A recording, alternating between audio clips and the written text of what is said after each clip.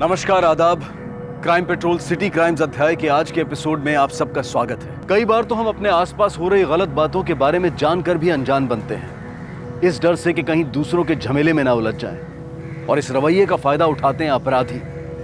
जहां जागरूकता की कमी हो, वहां अपराध का पनपना लगभग तय है।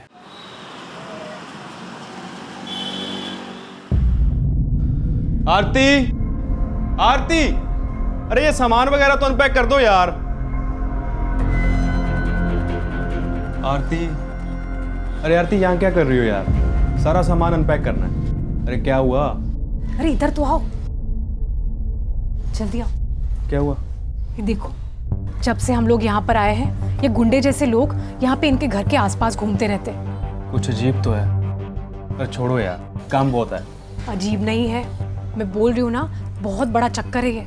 तुम्हें पता है, शर्मा आंटी बोल रही थी कि खत्री अंकल घर बेचने का सोच रहे हैं, लेकिन मुझे समझ में नहीं आ रहा है कि खत्री अंकल के घर का किसी भी मेंबर का नामो निशान यहाँ पर नहीं है।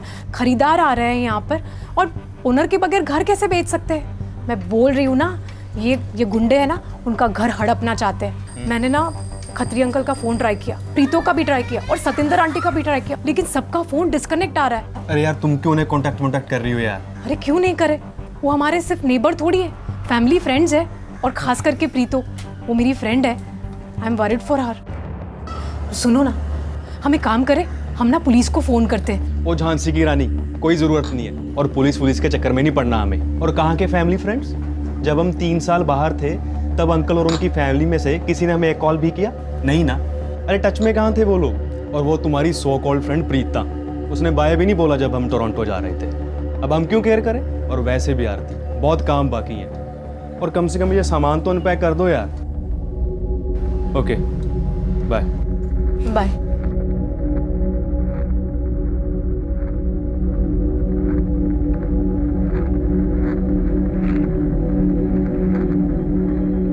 हेलो सर, काफी दिनों से यही चल रहा है। क्या नाम बताया आपने? परमीत खत्री, सतिंदर खत्री, उनकी बेटी है प्रीत खत्री और उनका बेटा गुरमीत खत्री। कितने दिनों से गायब हैं ये लोग? सर पता नहीं, हम लोग तो टोरंटो गए थे, 1 हफ्ता पहले ही आए हैं, पर जब से आए हैं तब से यहाँ पर कोई भी नहीं दिखा। एक्चुअली हम लोग उनकी फैमिली से काफ़ी क्लोज है सर, खासकर उनकी बेटी प्रीत। हम लोग बहुत अच्छे दोस्त थे। 6 साल पहले जब मैं यहाँ पर शादी करके आई तो मेरी सबसे अच्छी दोस्त वही बनी है। उम्र में थोड़ी छोटी है मुझसे। परजाई जी, मम्मी जी ने भेजा आपका वेलकम करने के लिए। Thank you. आओ ना अंदर। परजाई जी, आप रो रही थी? वो क्या है ना, मम्मी पापा, मेरा घर, मेरा रूम, सब कुछ मिस कर रही हूँ। अब आप अकेली नहीं, मैं हूँ ना, मैं भी तो अकेली ही हूँ। यहाँ किसी को भी किसी की नहीं। लेकिन आप चिंता मत करिए, मैं बनूंगी ना आपकी best friend. So sweet of you, thank you sir. 3 साल पहले मेरे हस्बैंड को टोरंटो में एक असाइनमेंट मिला था। हमारे जाने के कुछ दिन पहले से ही प्रीतो जैसे गायब ही हो गई थी, ना उसका कोई फ़ोन, ना आना जाना। और मैं भी शिफ्टिंग के चक्कर में उससे बात नहीं कर पाई थी। पर मैंने वहाँ से उसका फ़ोन ट्राई किया था। जब भी उसका फ़ोन ट्राई किया, उसका फ़ोन स्विच ऑफ आ रहा था। और यहाँ आने के बाद तो उनके सारे ही नंबर डिस्कनेक्ट हो चुके हैं। सर मैंने आस पड़ोस के लोगों से भी पूछा, लेकिन किसी को उनके बारे में कुछ नहीं पता कि वो लोग कहाँ है, क्या है, कैसी हालत में है। रिलैक्स, आप शांत हो जाइए, हम देखते हैं।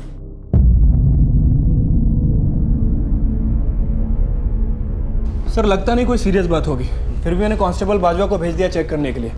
हो सकता है सर कोई मिसअंडरस्टैंडिंग हो गई हो। पड़ोसी से बोलो एफआईआर दर्ज करने को, फिर हम घर खोलकर चेक कर पाएंगे, तभी पता चलेगा कि कोई गड़बड़ है या फिर सिर्फ गलतफहमी है। ठीक है सर।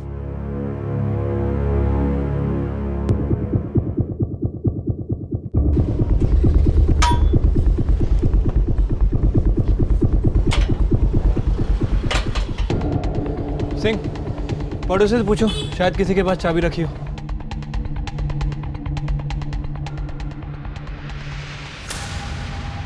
पंजाब के हम्बड़ा शहर में पुलिस के सामने एक बहुत ही चौंका देने वाला केस आया।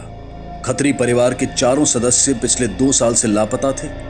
एक पड़ोसी द्वारा पुलिस को यह जानकारी दिए जाने पर पुलिस ने उस पड़ोसी से इसकी एफआईआर दर्ज करवाई और कोर्ट से आदेश लेकर घर का दरवाजा खोला।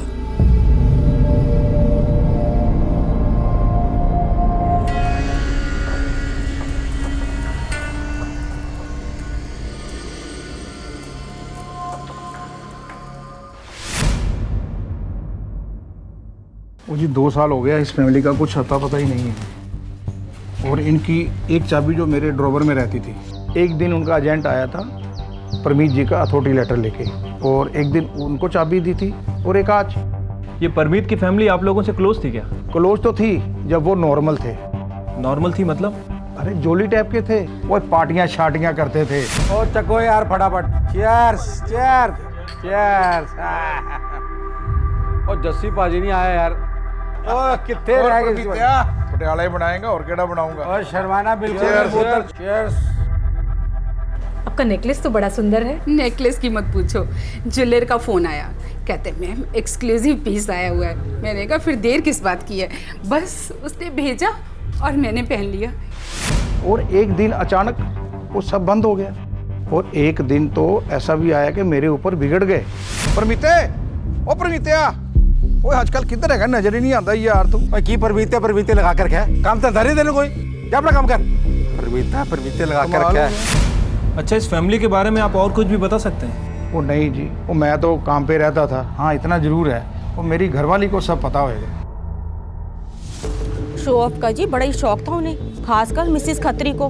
वो तो छोड़ो जी, फ्लर्टिंग का भी मौका नहीं छोड़ती थी। बंदा बड़ा हो छोटा हो, बस कोई मौका नहीं छोड़ती थी। आपकी शर्ट मुझे बहुत सुंदर लग रही है। अरे पूरी पार्टी विच ना आप सबसे सोहने लग रहे हो। अच्छा हाँ। और बेटा भी कुछ कम नहीं था जी, बिल्कुल माँ पर गया था।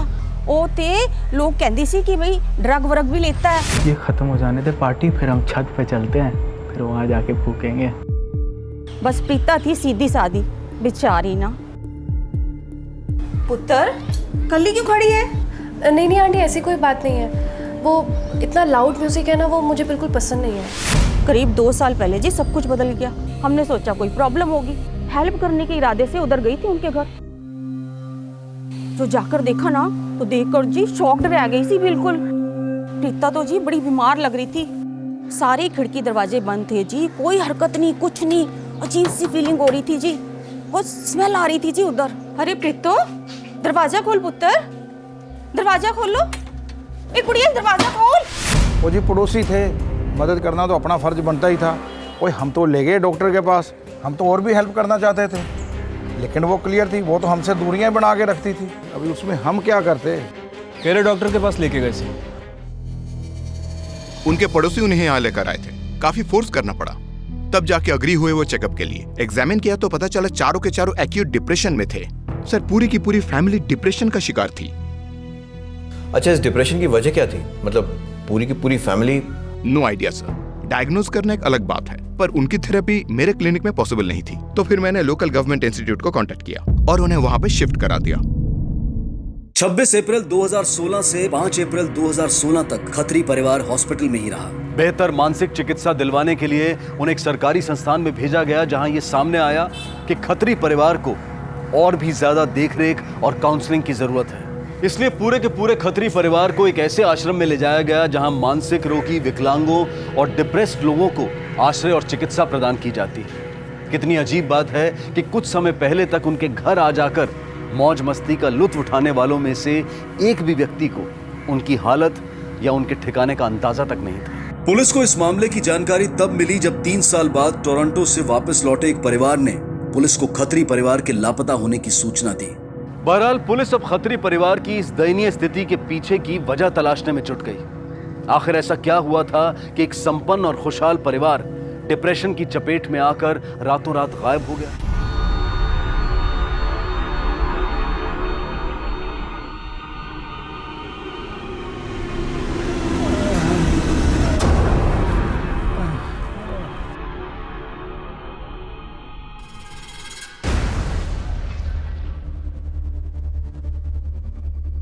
हमें जाने दो, हमें जाने दो, हमें जाने दो। हमें क्यों रख गए यहाँ पे?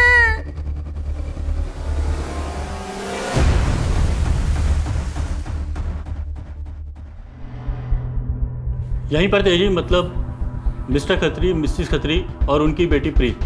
बेटा नहीं था उनके साथ। बुरा हाल था जी बेचारों का।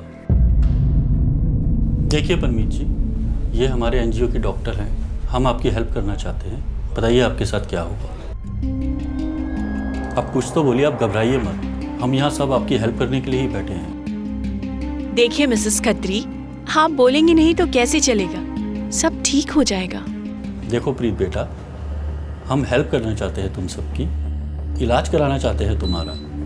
तुम भी चाहते हो ना सब ठीक हो जाए, तो बताओ हमें क्या हुआ तुम्हारे साथ। ट्रीटमेंट शुरू कराई उनकी, हौले हौले ठीक भी होने लगे थे, धीरे धीरे हालत पहले से बेहतर होती जा रही थी। लेकिन फिर 2 महीने बाद उनके फैमिली फ्रेंड आए। पहले तो बस मिलना चाहते थे, लेकिन मिलने के बाद उन्होंने ये डिसाइड करा कि वो उनको अपनी जिम्मेवारी पर अपने साथ ले जाएंगे। मैं हूं ना, मैं रखूंगा तेरा ख्याल, तेरा भी, भाभी का भी और प्रीतो का भी। अरे तूने इतना कुछ किया है मेरे लिए, तुझे याद छोड़ के जाऊंगा मैं। चलेगा ना मेरे नाल, चलेगा ना? ठीक है जी, अच्छी बात है। मैं डिस्चार्ज फॉर्मेलिटी शुरू करवा देता हूँ, पेपर शेपर रेडी करवाता हूँ। ठीक है, आप करवा दीजिए।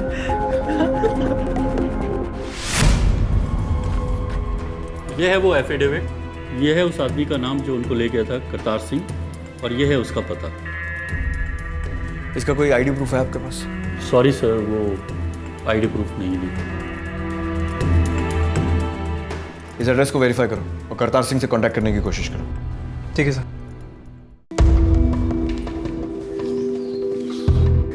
सर। ठीक। हाँ सिंह। सर, एफिडेविट में मौजूद नाम और एड्रेस दोनों ही फेक है। करतार सिंह नाम का कोई आदमी है ही नहीं। कहीं ऐसा तो नहीं कि एनजीओ भी कुछ छुपा रहा है? इस एनजीओ की सारी जानकारी निकालो और फैमिली के वो सारे जानने वाले जिन्हें फैमिली की कंडीशन के बारे में मालूम था, ढूंढ निकालो उन्हें, और पड़ोसियों से फिर से बात करो। हो सकता है इस करतार सिंह ने वहाँ किसी से कांटेक्ट करने की कोशिश की हो। ठीक है सर। अजीब सी बात है कि आज के ज़माने में एक फैमिली को अपने साथ कौन लेकर जाएगा, और वो भी ऐसी फैमिली जो बीमार हो। सर, हो सकता है कोई स्वार्थ हो, इसलिए अपने साथ लेकर गया हो। बस यही उम्मीद है कि फैमिली सेफ हो, उनके साथ कुछ हुआ ना हो।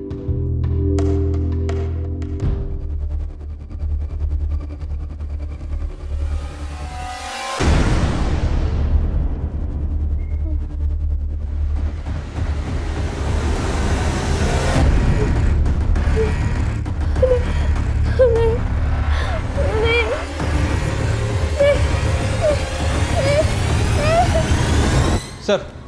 हाँ सिंह। उस एनजीओ के बारे में इन्फॉर्मेशन निकालिए सर, जेन्युइन एनजीओ है और काफ़ी टाइम से एक्टिव है। और सर, वो आदमी करतार सिंह जो खत्री फैमिली को एनजीओ से लेकर गया था, सर उसके बारे में भी इन्फॉर्मेशन निकालिए। ना तो किसी रिश्तेदार को उसके बारे में पता है और ना ही पड़ोसी को। उनका बेटा क्या नाम है उसका? गुरमीत खत्री। उसकी कोई अपडेट? नहीं सर। सिंह, इस फैमिली की इस हालत की वजह पता लगानी होगी, तभी कोई लीड मिलेगी। आस पड़ोस, स्कूल, कॉलेज, बिजनेस, इस फैमिली की सारी जानकारी निकालो। ठीक है सर। वो जो उनका लड़का गुरमीत है ना, वो नशे का आदी था और ड्रग्स लेता था। सारी टेंशन की वजह वो लड़का ही था। अरे सर, ड्रग्स वगैरह की कुछ भी प्रॉब्लम नहीं थी, तीनों लोग एकदम सही थे। प्रॉब्लम तो ये आंटी जी में थी। सतिंदर में? हाँ, हर रोज गैर मर्दों के साथ चक्कर, घर में पार्टियाँ, बस यही काम था। कुछ ज़्यादा ही नज़दीक होने की कोशिश करती थी, पता नहीं क्या समझती थी अपने आप को। मुझे नहीं लगता ऐसा कुछ था मैडम, शायद उनका बिजनेस घाटे में चल रहा था।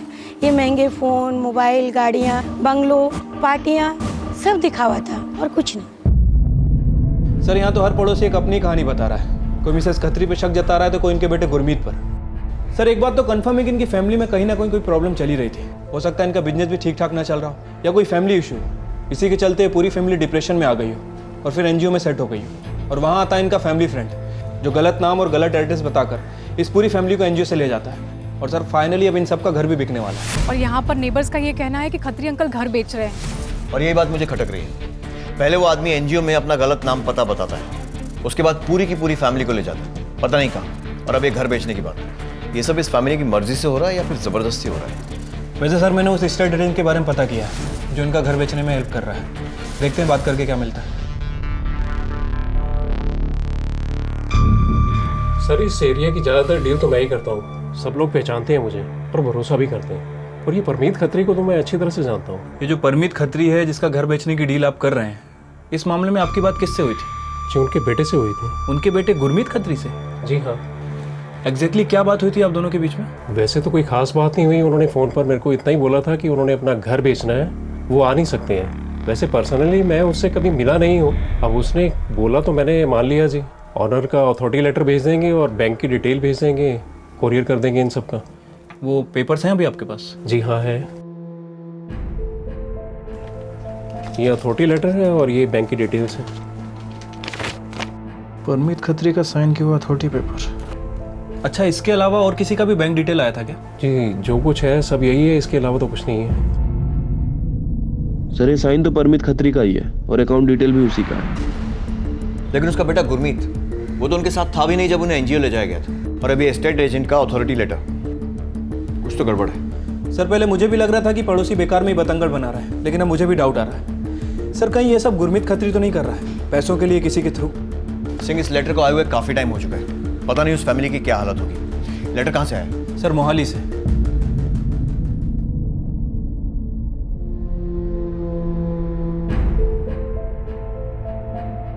और इस गुरमीत खत्री, इसके बारे में कोई अपडेट नहीं? नहीं मैम, एजेंट के मुताबिक घर बेचने की बात इसी से हुई थी और उसी ने ये घर के पेपर्स हमें भेजे थे। परमीत खत्री के सिग्नेचर के साथ जो खुद लापता है। लेकिन ये पेपर मोहाली से आया और हमें शक है कि वो फैमिली यहीं कहीं मोहाली में है। बस मैम वो फैमिली पहले से डिप्रेशन में है और ऐसी कंडीशन में कोई उन्हें एक्सप्लॉइट कर सकता है और ऐसी हालत में वो कैसे हैं, कहाँ हैं, कोई नहीं जानता। उनकी फैमिली को खतरा भी हो सकता है। फैमिली गायब है लेकिन घर बेचने की परमिशन दे दी है। कोई ना कोई फॉल प्ले इन्वॉल्व है। मैम हमें लग रहा था कि इस केस में परमीत खत्री इन्वॉल्व है, इसलिए हमने हामड़ा और हामड़ा के आसपास पूरी फैमिली की फ़ोटो सर्कुलेट करवा दी।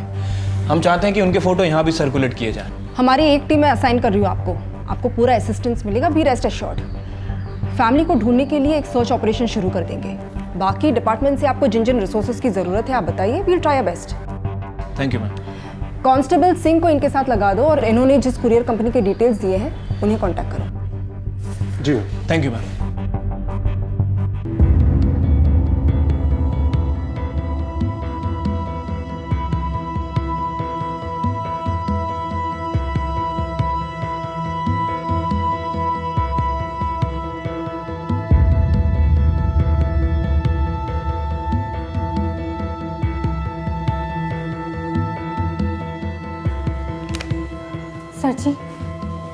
सर जी मैंने एक कंप्लेन लिखवानी है। मेरे ससुराल वाले हैं ना, वो मैंने बहुत टॉर्चर करते हैं। मुझे लगता है कि वो लोग मैंने मार डालेंगे। एक मिनट, आप ना पहले बैठ जाओ। हाँ जी दसो की गल हो गई? सर मेरे ससुराल वाले वो ना मेरे से दहेज की मांग करते हैं। जीना हराम करके रखा है मेरा। स्माइली यहाँ पे हो और मैं कब से तुम्हें ढूंढ रहा हूँ। सर जी यही मेरा पति है, ये मैंने मारना चाहते हैं। सर जी मैंने बचा लो। स्माइली तुम उत्थे खड़ा रह, की करिए? तू तो तेरी फैमिली ਨੂੰ टॉर्चर कर दो है? सर ऐसा कुछ भी नहीं है सर। एक्चुअली सर मेरी वाइफ थोड़ी डिस्टर्ब्ड है, डिप्रेशन में है। ये क्या बोल रही है इनको खुद को भी नहीं पता। आई एम सॉरी सर, हमने आपको परेशान किया, लेकिन इसमें मेरी वाइफ की गलती नहीं है। मैं अपनी वाइफ की तरफ से आपसे सॉरी बोलता हूँ सर। मैम लगता था ये डोमेस्टिक वायलेंस का मामला है। हस्बैंड कह रहा है कि उसकी वाइफ मेंटली डिस्टर्ब रहती है, डिप्रेशन में है वो। इन केसेस को हम लाइटली नहीं ले सकते। टीम रेडी करो, पर्सनली जाकर पता करेंगे कि एग्जैक्टली हो क्या रहा है। ठीक है मैम। एक तरफ डिप्रेशन का शिकार पूरा खत्री परिवार लापता था और वहीं दूसरी तरफ घरेलू हिंसा की शिकायत करती स्माइली, जिसे उसके पति और ससुराल वालों ने मानसिक तौर पर बीमार और हताश बताया।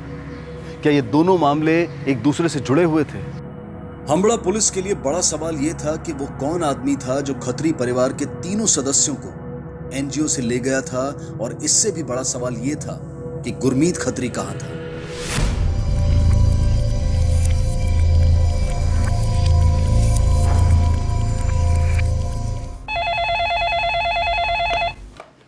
हेलो सर जी, परमीत खत्री के बेटे गुरमीत पे लीड मिली है। कॉल आया था जी, शांति नगर के पास वाले एरिया में उसे देखा गया ड्रग्स बेचते हुए। मैं उधर ही जा रहा हूँ। खबरी से कोऑर्डिनेट करते रहो, किसी भी हालत में वो हाथ से निकलना नहीं चाहिए। ओके सर जी।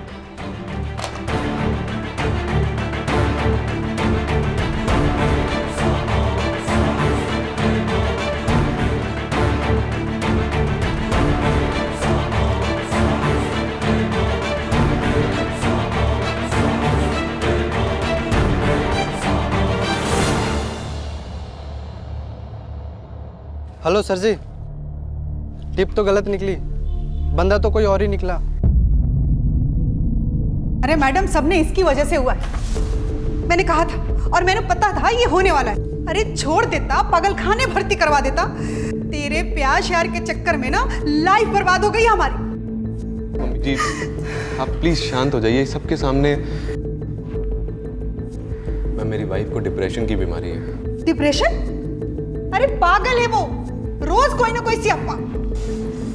मैं उसको डॉक्टर के पास लेके गया हूँ। आप चाहे तो ये सब टॉर्चर दहेज वाली बात है, झूठ बोल रही है क्या वो?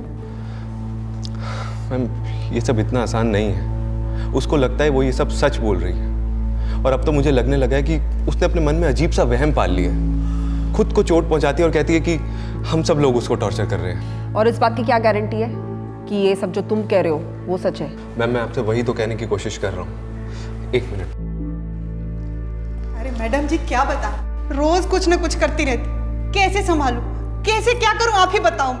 मैम, ये देखिए, एंटी डिप्रेशन पिल्स, और ये प्रिस्क्रिप्शन। डॉक्टर ने खुद स्माइली को एग्जामिन करके ये पिल्स प्रिस्क्राइब किए।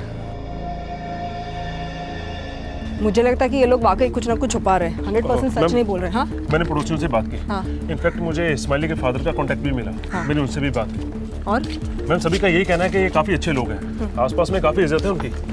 मैम, स्माइली के फादर खुद कह रहे हैं कि प्रॉब्लम उनकी अपनी बेटी में है, और ये काफ़ी अच्छे लोग हैं। एक काम करो, अमन की फैमिली से जुड़ी और डिटेल्स निकलवाओ। जी मैम। खासकर अमन के बारे में। जी मैम।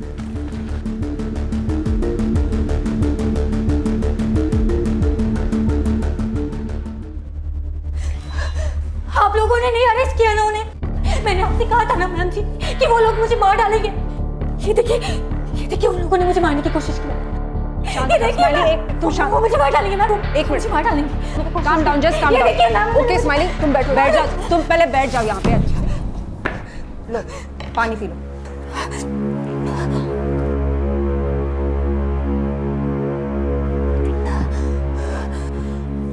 अब बताओ क्या हुआ?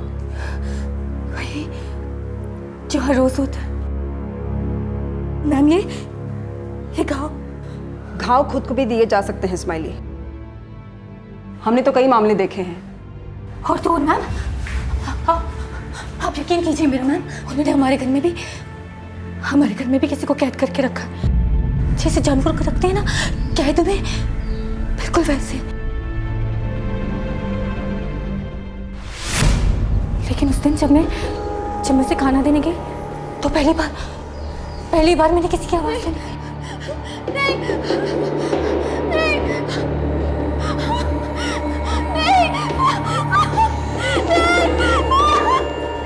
अंदर झाँक के देखा तो वहां पे एक लड़की थी, बुरी हालत में। वो औरत कौन है, उसे वहां क्यों रखा गया, उस बारे में मैं कुछ भी नहीं जानती मैम। मुझे उसी टाइम समझ में आ गया कि मेरे ससुराल वाले वो नॉर्मल लोग नहीं है। मैं भागी आप लोगों के पास आई ताकि आप लोग मेरी हेल्प कर सकें। लेकिन कुछ भी नहीं हुआ मैम। मैं नहीं जानती कि मेरा क्या हाल होगा, लेकिन मैं जो कुछ भी कह रही हूँ ना मैम, वो सब सच है। मेरी बात पे विश्वास कीजिए मैम, मैं सब सच कह रही हूँ, सब सच कह रही हूँ मैं। अरे मैडम जी, हम क्या कोई क्रिमिनल है जो किडनैप करके किसी को कैदी बना के रखेंगे? ये सब ना कहानियां है मैडम जी, जो मेरी बहू खुद अपने दिमाग से बनाती है। तो फिर आपको कोई प्रॉब्लम नहीं होनी चाहिए अगर हम आपका घर चेक करें तो। तो गलत बात है जी, हमने ऐसा क्या है जो आप हमारे घर की तलाशी ले रहे हो? तो दिक्कत क्या है? आप लोग नर्वस क्यों हो रहे हो? हम नर्वस कहाँ हो रहे हैं? ये लोग भी अपना काम ही कर रहे हैं। आइए सर, आप तलाशी ले लीजिए। जाओ जी, तलाशी ले लो जी, तलाशी ले लो। तुम मेरे साथ आओ।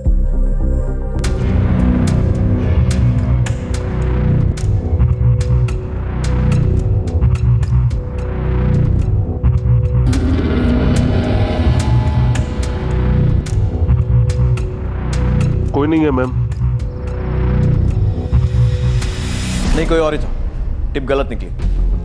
वीएम कॉलोनी से भी टिप मिली है, वहां भी किसी ने गुरमीत को देखा। सिंह, जितनी भी टिप्स मिल रही हैं गुरमीत के बारे में मिल रही हैं, बाकी फैमिली को किसी ने भी नहीं देखा। हो सकता है कि गुरमीत ने उनके साथ कुछ किया हो। अच्छा, वहां से कोई खबर?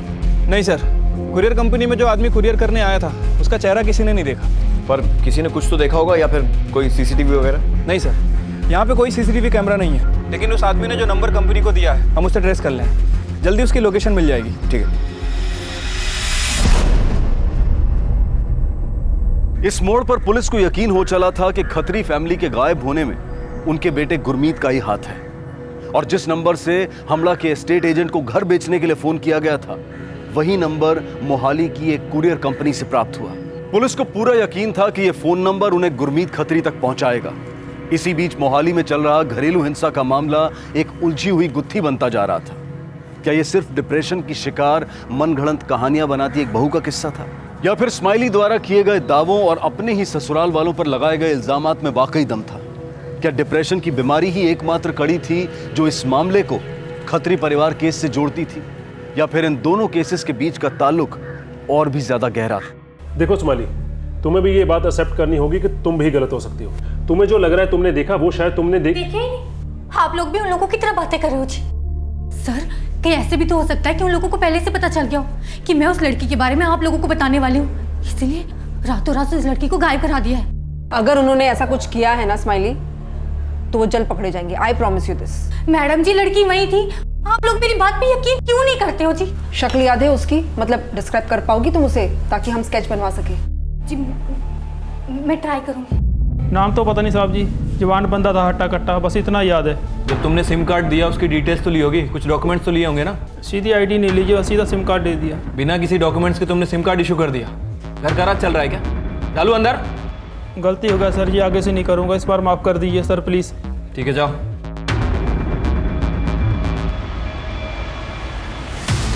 सर, कुरियर कंपनी को जिस नंबर से कॉल आया था उसे ट्रैक नहीं कर पाए सर। वो नंबर तो बंद है, लेकिन मैंने उस ऑनर से बात की जहाँ से वो सिम इशू हुआ था सर। उसने बिना आईडी के वो सिम कार्ड इशू कर दिया था। ठीक है, इन्वेस्टिगेशन जारी रखो, कोई ना कोई लीड जरूर मिलेगी। ठीक है सर। मैम आपका अंदाजा सही था। अमन और उसकी फैमिली उतने सीधे नहीं जितने दिखते हैं। अमन की एक शादी पहले भी हो चुकी है मोगा में। उसकी पहली बीवी ने उस पर डोमेस्टिक वायलेंस और हरासमेंट का केस दर्ज किया था। अभी सिर्फ 5 साल ही हुए इन्हें मोहाली में आए हुए, और यहाँ पे दूसरी बीवी के साथ भी वही। पहले केस का क्या हुआ? मैम अमन और उसकी फैमिली के खिलाफ कुछ साबित नहीं हुआ। अब हर बार इन्हीं के खिलाफ हालत की झूठी कंप्लेंट तो नहीं लिखवाएगी ना? हो ना हो, यही लोग झूठ बोल रहे हैं। सही करें मैम। पता नहीं और क्या क्या छिपा रहे होंगे। मैंने कहा ना कि वो नहीं है घर पे। वालिया, घर चेक करो। ऐसे कैसे आप जा सकते हैं किसी घर में? आप बीच में मत आइए। यहाँ पे क्या हो गया? आप लोग?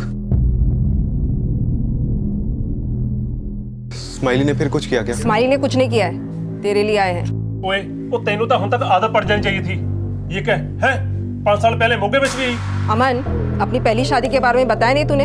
हाँ, हर बार तुम तीनों के खिलाफ केस दर्ज होता है हैरेसमेंट का, और तुम लोग तो एक्टिंग ऐसे करते हो जैसे कि जाति तुम लोगों के साथ हो रही है। मैम क्या करूं मैं, मेरी तो किस्मत ही खराब है। शादी की भी तो दोनों बार ऐसी ही लड़कियों से। मेरी ही गलती है।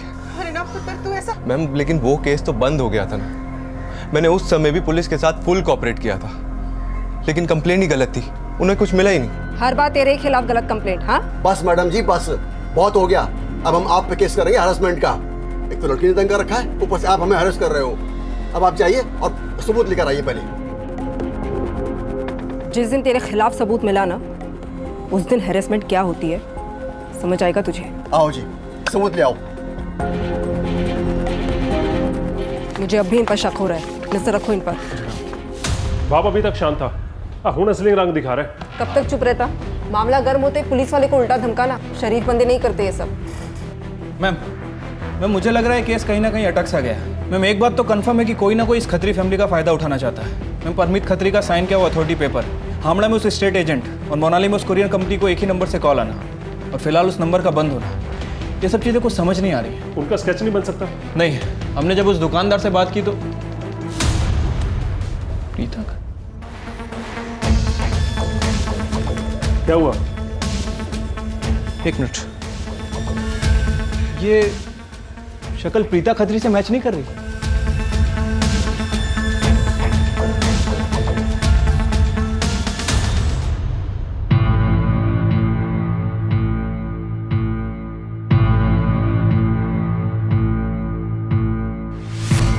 लेकिन अमन की फैमिली से खत्री फैमिली का क्या कनेक्शन है? मैम उस एनजीओ वालों ने बताया था कि जो उन्हें एनजीओ से लेकर गया था, खत्री फैमिली उसे अच्छे से जानती थी।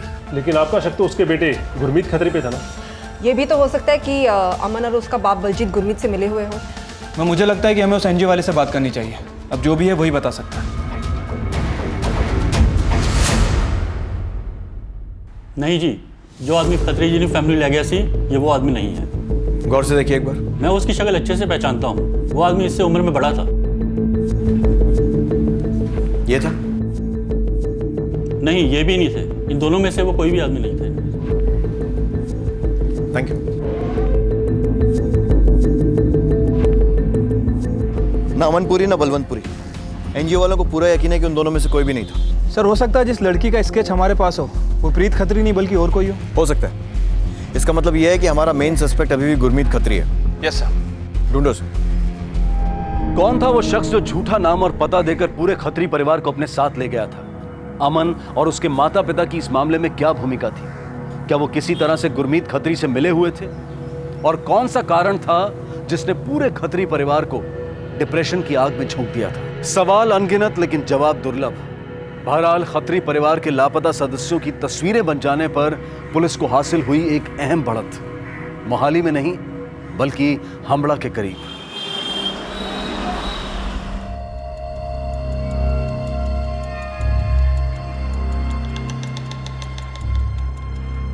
खत्री परिवार के लापता होने के पीछे पुलिस का शक गुरमीत खत्री पर था, लेकिन गुरमीत खत्री खुद ही पुलिस को सड़कों पर भीख मांगते हुए मिला। सर जी, वीएम कॉलोनी के सिग्नल पर ही भीख मांगते हुए मिला। काफी टाइम से उसी सड़क पर भिखारियों के साथ रह रहा है। मैंने इसको इसके परिवार के बारे में पूछा, बड़े कुछ बोलता नहीं, कुछ बताता नहीं है। फिलहाल इसे डॉक्टर के पास लेकर चलो, बाद में बात करते हैं। ठीक है सर, चलो।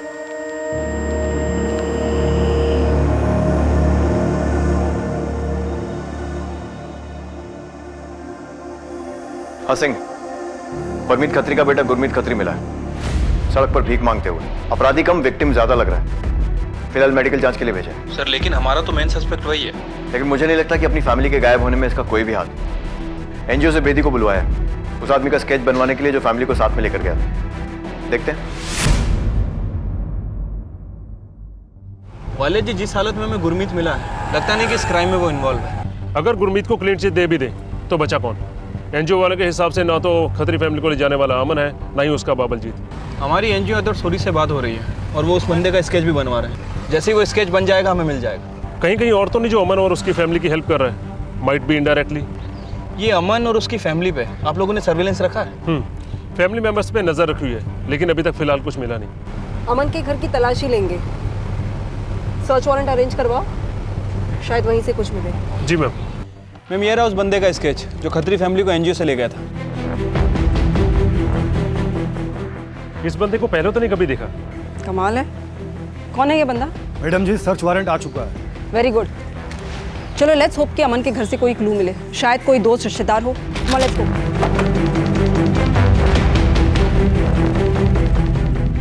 पूरे घर को चेक करना, एक एक रूम की अच्छे से तलाशी लेना। जाओ। अच्छी जबरदस्ती आ गई जी। पेपर का वारंट हाथ में रख दिया और सारा घर उलट पुलट करके रख दिया आपने।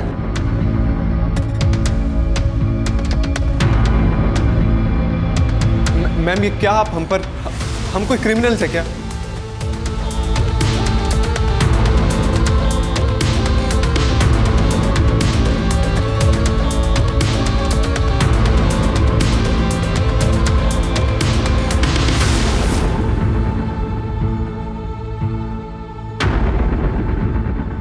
संभाल के। मैम ये देखिए, मैम ये बंदा कुछ दिखा हुआ नहीं लग रहा। रण विजय ने जिसका हमें स्केच दिया था।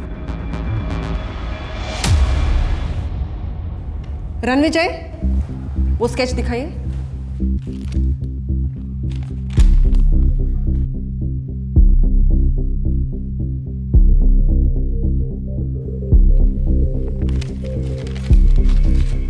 कौन है ये आदमी?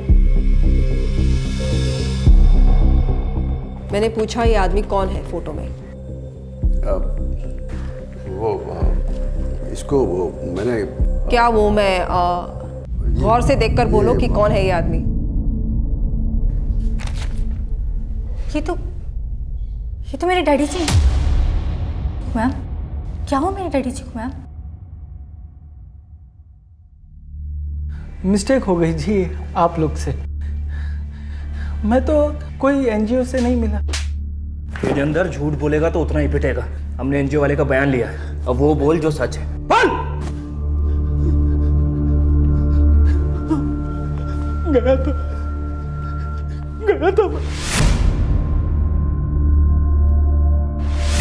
क्यों किया ये सब? कोई चारा ही नहीं था मेरे पास। लक मिन्नतें की उनसे, लेकिन बस और दो। चल फोन लगा अपने बाप को, लगा फोन। बेटी की आवाज सुनेगा ना तो अपने आप पैसे लेके आएगा। एक बात दसो पुरी साहब, मैं कहाँ से लाऊंगा पैसे? शादी से लेके अभी तक का मैंने सब कुछ दिया है क्या नहीं? मेरी सारी सेविंग खत्म हो गई पुरी साहब, कंगाल हो गया जी मैं। तो अपनी कुड़ी को ले जाओ नाल, करा लो अपनी बेइज्जती बिरादरी विच। मेरे सारे पैसे खत्म हो गए थे मैडम जी, और प्रमिति के पास तो बहुत प्रॉपर्टी थी और उसके पूरे परिवार की दिमागी हालत खराब हो गई थी। तो मैंने सोचा कि वो प्रॉपर्टी मेरे काम आ जाएगी। बस यही बात जाके मैंने अमन और उसके घर वालों को बताई। पूरा परिवार डिप्रेशन का शिकार है, आश्रम में रहते हैं, किसी को कुछ पता नहीं है। किसी भी तरह उनकी प्रॉपर्टी वगैरह अगर मिल जाए तो। आइडिया तो अच्छा है। तो फिर आप उनको यहाँ ले आइए जी। मैं माइली की खातिर मान गया मैं, पर करता भी क्या? एनजीओ के आश्रम जाके झूठा नाम और एड्रेस देके ले आया उन्हें। फिर मैंने अमन को खत्री और उसका परिवार सौंप दिया। फिर उसके बाद उसने उसके साथ क्या किया, कहाँ रखा, मुझे कुछ नहीं पता, सच में कुछ नहीं पता। क्या लगा तुझे? सब ठीक हो जाएगा, ठीक हो जाएगा सब। खत्री फैमिली को डिप्रेशन में डालने वाला तू है। उनकी इस हालत का जिम्मेदार तू है। मैडम नहीं, वो परिवार तो पहले से डिप्रेशन में था मैडम। मैंने कुछ नहीं किया मैडम, मैं सच में कह रहा हूँ मैडम, मुझे कुछ नहीं पता। अब कहाँ है वो?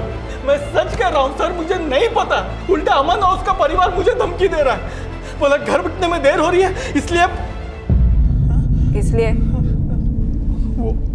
वो लोग बोल रहे थे कि घर बेचने के लिए अथॉरिटी लेटर तो मिल गया है, अब उसके पूरे परिवार को ठिकाने लगा देते।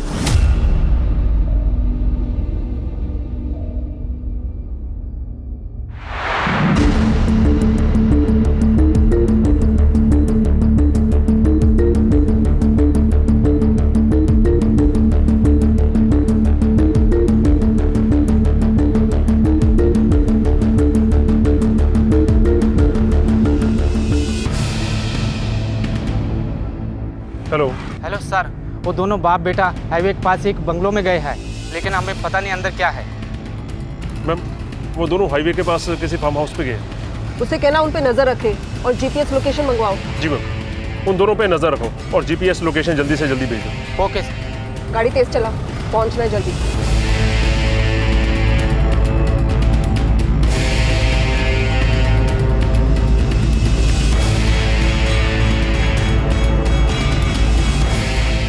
आगे से राइट लेना है हमें।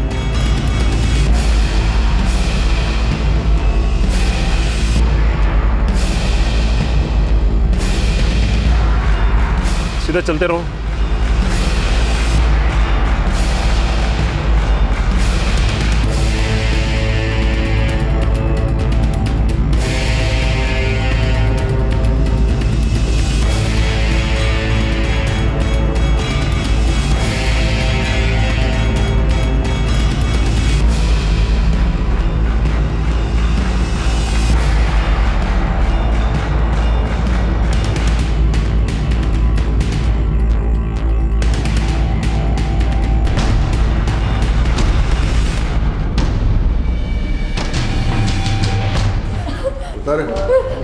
संभाल के।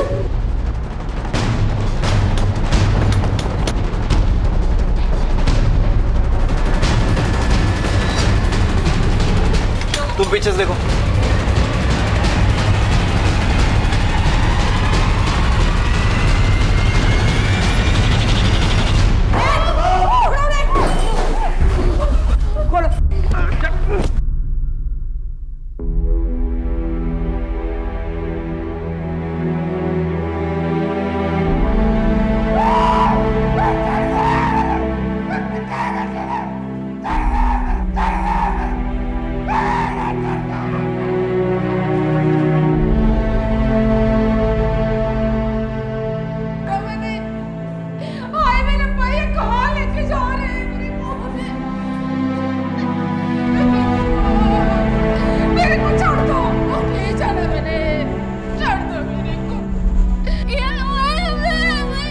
सुना ले।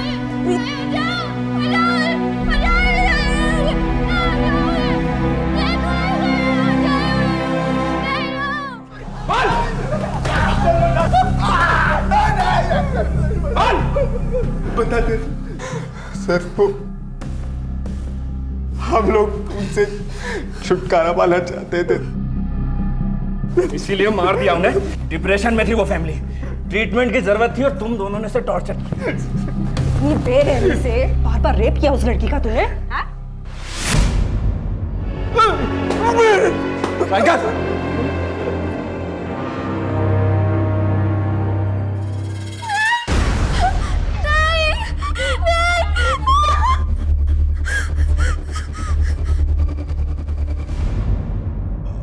हमें लगा प्रॉपर्टी बेच के हमें पैसे मिल जाएंगे, लेकिन मार्केट डाउन था इसलिए हम रुके रहे। अब तेरी जिंदगी का मार्केट डाउन हो चुका है।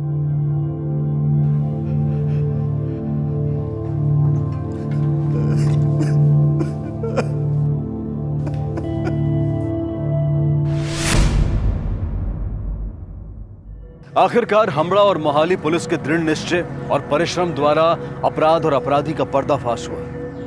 क्यों हम आज भी अपनी बेटी की खुशियों से ज्यादा महत्व देते हैं समाज के संकुचित दृष्टिकोण को? ये ऐसे जख्म नहीं थे जो कुछ दिनों, हफ्तों और महीनों में भर जाते। परमीत, सतिंदर, प्रीत और गुरमीत खत्री, इस पूरे परिवार के साथ जो हुआ वो सोचकर भी दिल दहल जाता है।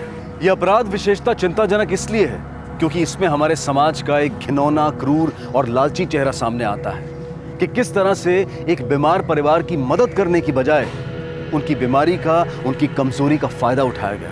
बहरहाल खत्री परिवार अब रब आश्रम नाम के एक संस्थान में है जहां उनका इलाज हो रहा है और उनकी देखभाल की जा रही है, जबकि बलजीत, अमन, नीलमपुरी और तजिंदर छाबड़ा पर अदालती मुकदमे जारी हैं। डिप्रेशन एक ऐसी बीमारी है जो हम में से किसी को कभी भी अपनी चपेट में ले सकती है। अक्सर डिप्रेशन के लक्षणों को पहचानने में देर हो जाती है। डिप्रेस्ड व्यक्ति अपनी जिंदगी से हार मान चुका होता है और ज्यादातर मामलों में अपनी मदद नहीं कर पाता। इस तरह के मरीजों को सबसे ज्यादा जरूरत होती है हमदर्दी, प्यार और प्रोत्साहन की। ये बेहद जरूरी है कि हम अलग अलग माध्यमों से डिप्रेशन से जुड़े तथ्यों से अपने आप को अवगत कराएं, इनके बारे में जानें, समझें और इसके पीड़ितों की मदद करें। देखते हैं हमारे आज के एपिसोड की दूसरी कहानी।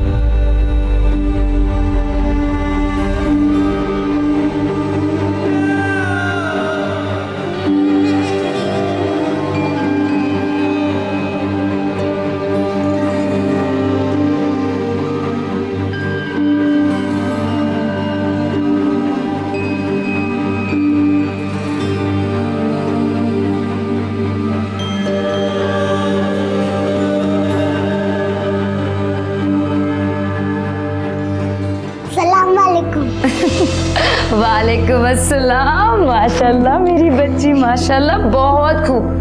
मेरी सलमा को किसी की नजर ना लगे। शाबाश मेरा बच्चा। फातिमा, खुदा ने सलमा की शक्ल में हमें निमत बख्शी है। बहुत खूब बेटा, बहुत खूब। चलिए अब जल्दी से इस वीडियो को सोशल साइट पे डाल दीजिए, बाकी लोगों को भी तो पता चले कि हमारी सलमा में कितनी काबिलियत है ना? काबिलियत तो है हमारी बेटी, लेकिन आज नहीं कल डालता हूँ। कल नई गाड़ी की फोटो और ये वीडियो दोनों अपलोड कर दूंगा। कल इतवार भी है, लोग फुर्सत में रहते हैं, लोग वीडियो देखेंगे और मेरी बेटी की तारीफ करेंगे। क्यों? हाँ? अब वो एक सेल्फी। सेल्फी? चलो एक सेल्फी लेते हैं, हमारी सलमा बेटी के साथ एक सेल्फी लेते हैं। स्माइल।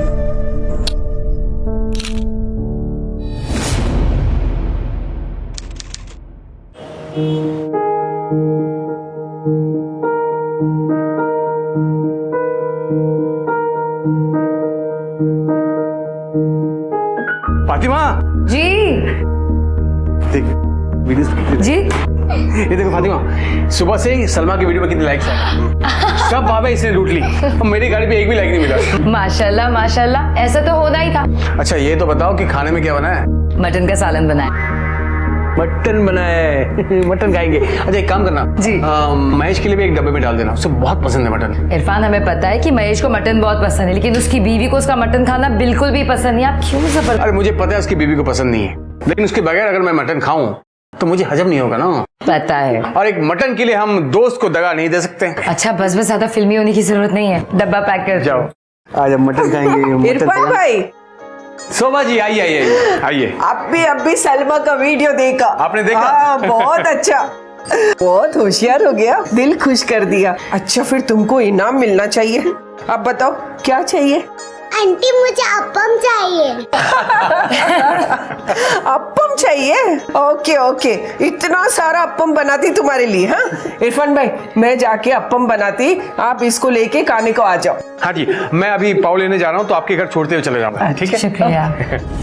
तुमने देखा कितने वीडियोस देख रहे हैं सब? हाँ, आपने वो सेल्फी जो लिया ना वो भी डाल दूंगा। सलाम वालेकुम। सलाम। भाई मुबारक हो, आपकी सलमा तो स्टार बन गई। आपको पता है पूरा मोहल्ला इसी का ही वीडियो देख रहा है। अच्छा। बहुत अच्छे बेटा। Thank you uncle. कैसे हो बेटा? नमस्ते। इतनी छोटी है लेकिन कितनी अच्छी तरह उसने नमाज पढ़ा है। देखा बेटा, सबने तुम्हारा वीडियो देखा, सब कितनी वाह वाही कर रहे हैं। अच्छा बेटा, शोभा आंटी घर जाना है ना? जा संभल के। हाँ इरफान, अरे महेश भाऊ। अच्छा हो तुम मिल गए। ये लो तुम्हारे लिए मटन लाया हूँ। अरे तुम्हारा मनपसंद मटन। क्या बात है यार। तेरे घर पे तो लगता भी है इतवार सोमवार कोई दिन होता है। मेरे इधर तो आज भी वो सड़ा हुआ बटाटे का भाजी और रोटी बना होगा। अरे लगता ही नहीं आज छुट्टी है। क्या हुआ, उधर क्या देख रहे हो? अरे वो सलमा गई है ना शोभा जी के घर पे, तो शायद अंदर चली गई।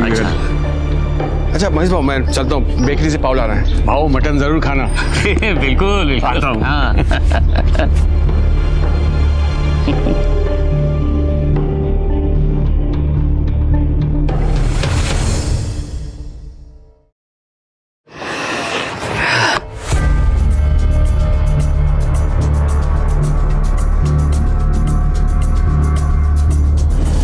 अरे सलमा, हाँ? हमारे अनवर को भी नमाज पढ़ना सिखा दे। आज नहीं कल, अभी मुझे अम्मी के पास जाना है। जरूर। हाँ बाय बाय। कुछ निकाली? सलमा के लिए खीर बनाई है, वही देने जा रही हूँ। क्यों, उसके माँ बाप नहीं खिला सकते उसे? खिला सकते हैं, लेकिन बच्ची का हौसला बढ़ाने के लिए बनाया है। उसका वीडियो नहीं देखा क्या तुमने? कैसे आदमी हो तुम, किसी की तारीफ नहीं सुन सकते ना। अच्छा सुनो, मैं जाकर खीर देकर आती हूँ, तब तक यहीं रहना, कहीं जाना मत।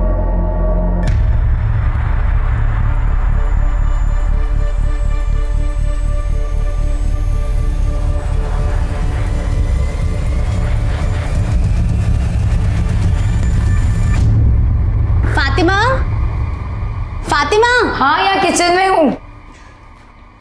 अगर सलमा कुटे, मैं उसके लिए खीर लेकर आई, बुलाना उसको। अरे वो शोभा दीदी की आ गई है, बस आती हो। तू आना, बैठना मेरे पास। मैं इसका वीडियो देखी, बहुत ही प्यारी लग रही है सच में। है ना? तो सच्ची में बहुत किस्मत वाली है जो इतनी प्यारी और होनहार बच्ची मिली। और एक मैं, मुझे तो बच्चा ही नहीं है। गायत्री कैसी बातें कर रही है तू? सलमा अगर मेरी बेटी है तो तेरी भी है ना? वो तो है। सलमा बेटा। फातिमा। हाँ। पूरा मोहल्ला सलमा की तारीफ कर रहा है। अब तक वीडियो 5000 लोगों ने देखा है। आपने देखा कि नहीं? हाँ देखा है। सबको बहुत पसंद आया है। अरे कहाँ है वो सलमा? अरे वो शोभा दीदी के घर गई है, आती होगी। आई नहीं, लेकिन वो तो कह रही थी कि 15 मिनट पहले घर के निकल गई थी वो। क्या? हाँ। घर नहीं आई तो फिर कहाँ गई? इरफान 15 मिनट थोड़ी लगते हैं वहां से यहाँ आने में। फातिमा तू फिक्र मत कर, पूरे मोहल्ले की लाडली है, किसी ना किसी के घर पे होगी। मैं और भाईजान जाकर देख कर आते हैं, तो चिंता मत कर। इरफान मैं भी चलूं आपके साथ? अरे नहीं फातिमा, मैं और भाईजान जाकर देख कर आते हैं, तो बिल्कुल फिक्र मत कर। चलिए भाईजान, आइए चलिए। भाई साहब, वो मेरी बेटी सलमा यहाँ आई थी क्या कहीं? भाई साहब, वो मेरी बेटी सलमा को देखा? नहीं।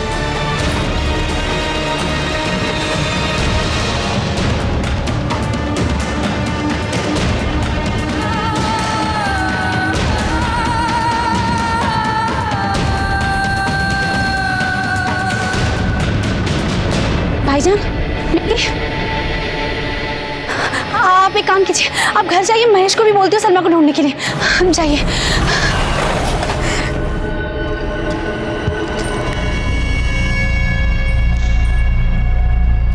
ये महेश को क्या हो गया? महेश फोन क्यों नहीं उठा रहे? महेश, महेश, महेश, महेश। दिन ब दिन मासूम बच्चों के साथ बढ़ती हिंसा और अत्याचार के आंकड़े अप्रत्याशित रूप से बढ़ रहे हैं। क्या हम ये भूल गए हैं कि ये मासूम बच्चे हमारा भविष्य है, जिनके साथ बलात्कार किया जा रहा है? मुंबई में भी कुछ दिन पहले ऐसा शर्मनाक हादसा हुआ। सलमा कहाँ है? सलमा, इरफान, सलमा कहाँ है? हर तरफ देखा, लेकिन उसका कुछ पता नहीं चला फातिमा।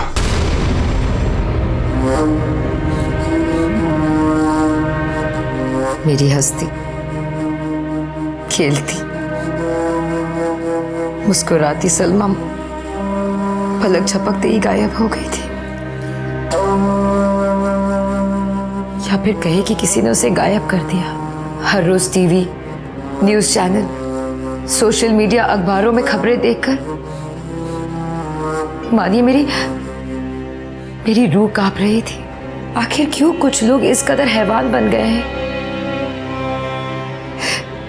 क्यों मासूमियत को कुचलना मानो जैसे उनका शौक बन गया है? क्यों? जब सलमा का कहीं पता नहीं चला तब इरफान और फातिमा ने मुंबई पुलिस की मदद मांगी।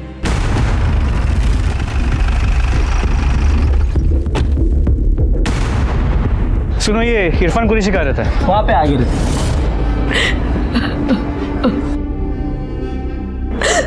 कहाँ से गायब हुई आपकी बच्ची?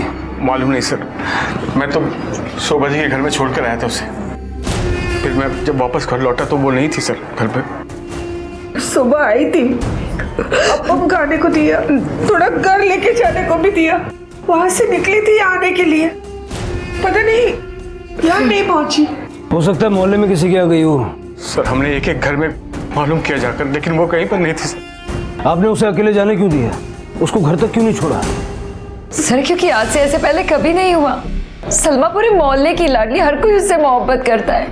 दिन भर वो यही खेलती रहती है। बच्ची की फोटो दीजिए। जी सर। बच्ची की फोटो सब जगह सर्कुलेट करवा दो। अगर सारा मोहल्ला बच्ची को जानता है और बच्ची का ख्याल रखता है, हो सकता है किसी बाहर वाले ने पैसों के चक्कर में बच्ची को। सुनिए, आप अभी इरफान के घर पे थी ना? जी साहब। आप बता सकते हैं कि इरफान काम क्या करता है? साहब उनका भंगार का धंधा है। भंगार? हाँ, मतलब इतना छोटा मोटा धंधा भी नहीं है। जब जूनी बिल्डिंग टूटने वाली होती है तो इरफान भाई उनके लकड़े और लोखंड बेचने और खरीदने का काम करते हैं। अच्छा कमा लेते हैं। वो देखिए सर, वो दोनों गाड़ियाँ इरफान भाई की है। ठीक है, थैंक यू। जी। मतलब ये स्क्रैप डीलर है, सारा लेन देन कैश में है। एक काम करो, जरा पता करो वहां कहीं सीसीटीवी कैमरा लगा हुआ है। सर।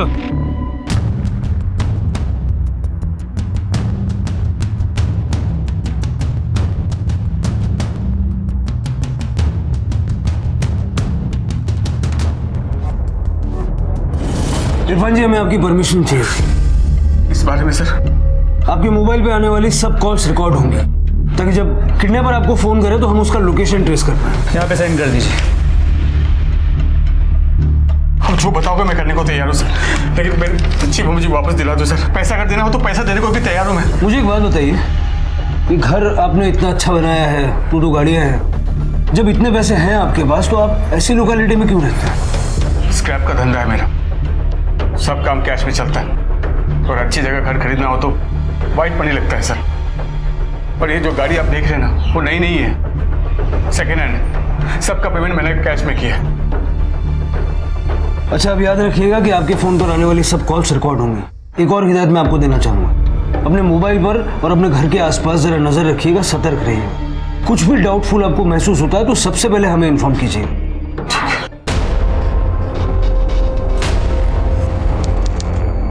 ठीक है, तुम वही नजर रखो। सर, आसपास के पुलिस स्टेशन में सलमा से जुड़ी कोई इन्फॉर्मेशन नहीं मिली और ना ही हमारे खबरियों के हाथ कुछ लगा है। हमारे लोगों ने आसपास के अस्पताल और मुर्दाघर भी चेक किए, वहां भी सलमा से जुड़ी कोई भी इन्फॉर्मेशन नहीं मिली। इरफान अच्छा खासा कमाता है, कहीं ऐसा तो नहीं कि उसके धंधे में कोई उसका दुश्मन है? लेकिन सर मेरी तो किसी से दुश्मनी भी नहीं है। और इधर मोहल्ले में मेरे अलावा कोई स्क्रैप का धंधा भी नहीं करता है। सबसे अच्छे और घर जैसे ताल्लुकात है मेरे। गणपति, ईद, होली, दिवाली हम सब मिलकर मनाते हैं सर। सबके साथ भाईचारा है। रंजित जैसी कोई बात ही नहीं है सर।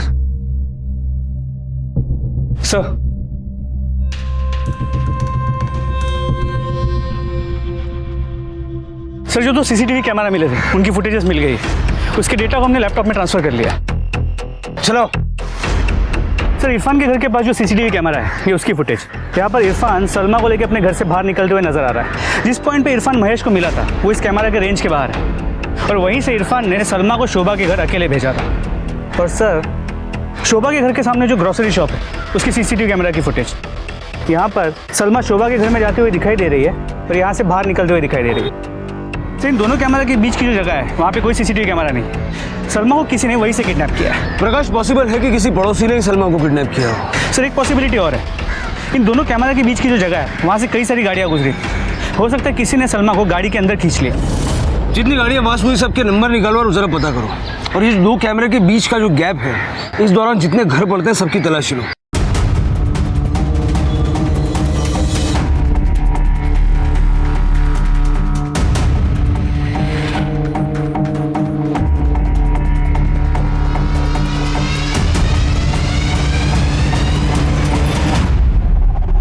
पुढे बघा, सुनिए। हमें आपके घर की तलाशी लेनी है। क्यों? आपके मोहल्ले से एक बच्ची सलमा गायब है, उसी सिलसिले में। आप तलाशी लेने आए हो या इल्जाम लगा रहे हो? आपके पास सर्च वारंट है? देखिए, जिस तरह की तलाशी आप समझ रहे हैं ना, ऐसा कुछ नहीं है। ये बस एक प्रोसीजर है जो हमें फॉलो करना है ताकि हमें तसल्ली हो जाए कि प्रोसीजर में सर्च वारंट भी होता है। जाइए, वारंट लाइए और तसल्ली कीजिए। ऐसे बिना वारंट के आप मेरे घर में नहीं घुस सकते। आप बेवजह बात को बढ़ा रहे हैं। बेवजह कैसे हुआ? हाँ, बेवजह कैसे? आप मेरे घर में तलाशी लेने आए हो, ये बात छोटी हुई? और तुम लोग, हाँ, तुम लोग क्या घास खाते हो जो बिना वारंट के इन्हें अपने घर में घुसने देते हो? अंकल, अंकल, पापा का लफड़ा हुआ है पुलिस वालों के साथ। वो लोग एक दूसरे पे भड़क रहे हैं। आप प्लीज चलिए ना, प्लीज। क्या? चल।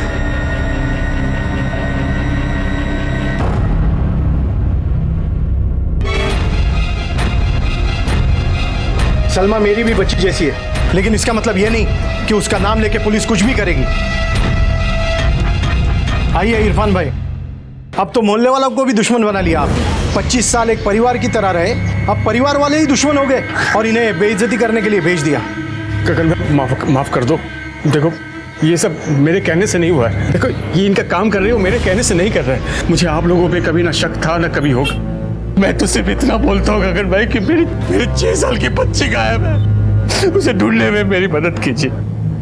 मैं आप लोगों के हाथ जोड़ता हूँ, इनकी मदद कीजिए, मेरी मदद कीजिए। जाइए, तलाशी लीजिए। तुम्हें देखना है तो तुम भी देख लो।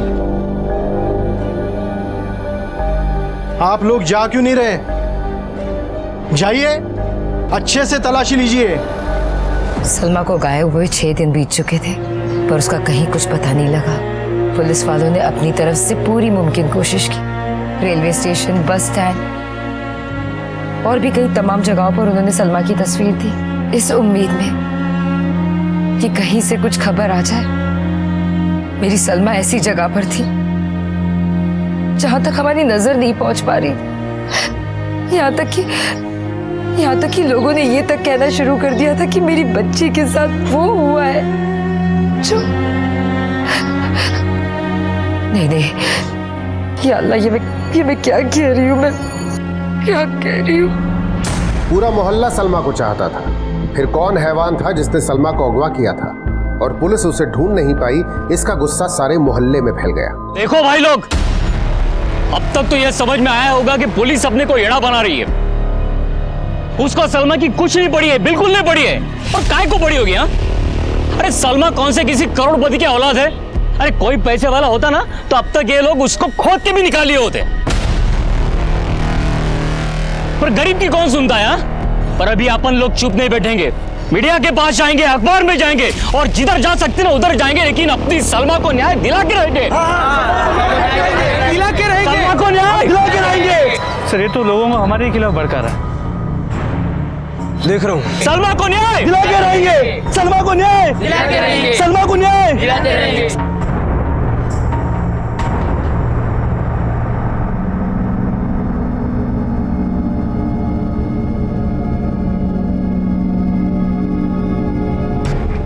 महेश, उन लोगों की लड़की के साथ गलत हुआ है, इसलिए वो हमें ही दोष देंगे। इसलिए मैंने मोहल्ले के सारे लोगों को बोला है कि अगर हम लोगों पर उंगली उठी तो हम सारा मोहल्ला हिला कर रखेंगे। वो इरफान के साथ तुम्हारी दोस्ती यारी सब ठीक है, लेकिन तुम भी संभल कर रहना। ठीक है।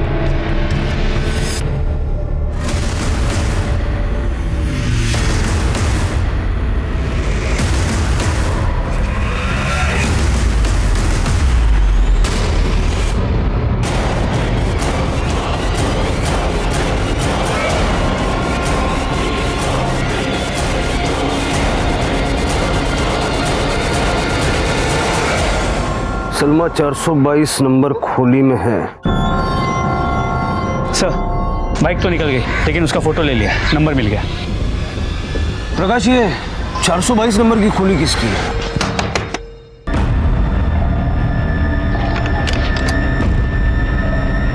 तुझे वारंट देखना था ना, ले। पूरे घर की तलाशी लो। अरे साहब, लेकिन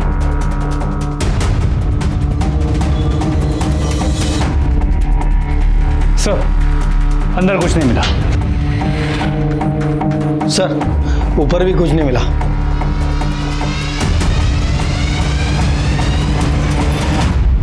ओके सर, आरटीओ से बाइक की इंफॉर्मेशन मिल गई है, इसी मोहल्ले की है।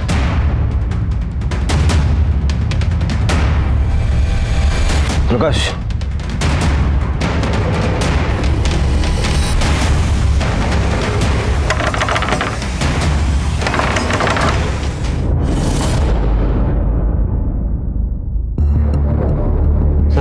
तरुण।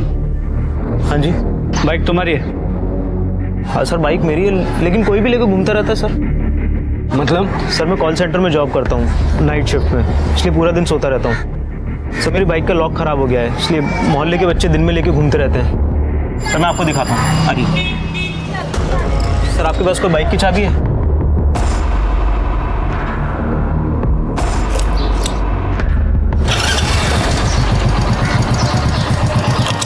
सर, किसी की भी चाबी से खुल जाती है। कौन कौन लेके जाता है तुम्हारी बाइक? सर, 5-6 लोग हैं, कैलाश, कौस्तुभ, देवेश, सौरभ, निखिल। सर, ये मोहल्ले के ही हैं, ये लेके जाते हैं। पुलिस सलमा को तलाशने के लिए हर तरकीब लगा रही थी, पर इसके बावजूद कोई सुराग हाथ नहीं लगा था। सलमा को गायब हुए 9 दिन बीत चुके थे और अब आहिस्ता आहिस्ता सारा मोहल्ला भी अपनी रोजमर्रा की जिंदगी की तरफ लौट चुका था। सबने मेरी सलमा की वापसी के ख्वाब देखना बंद कर दिए, सिवाय मेरी माँ हूं ना उसकी।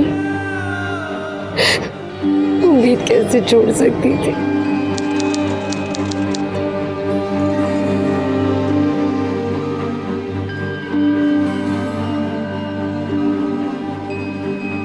काम पे जा रहे हो? हाँ, जाना तो पड़ेगा। सिर्फ काम धंधा छोड़ के घर में तो नहीं बैठ सकता मैं। तुम भी सारी दुनिया के जैसे निकले, तुमने भी उम्मीद छोड़ दी है ना? है ना?